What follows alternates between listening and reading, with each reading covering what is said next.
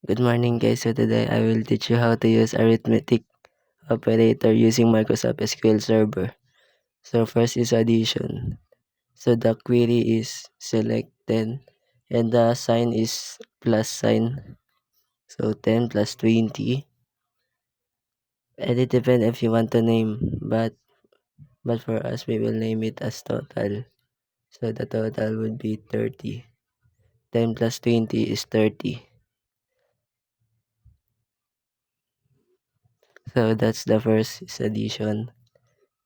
So next is minus. Select 10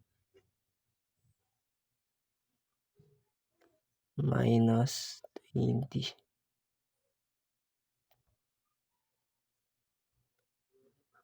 as total. After we execute, we will get negative 10. So 10 minus 20 is negative 10. So that's the second. So the next is 10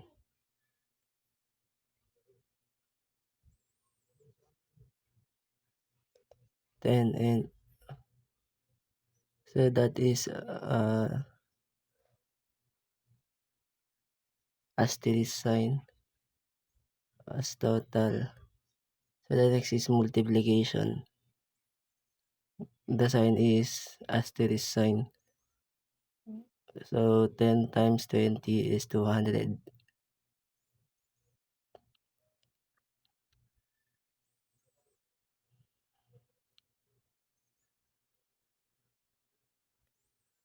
So next is 10 and dash sign or slash as total. So the slash is divide.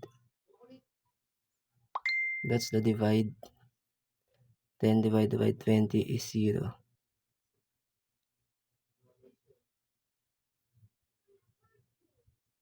Next is select 10 and the next is modulus. So 10 module 20 as total. So that would be 10.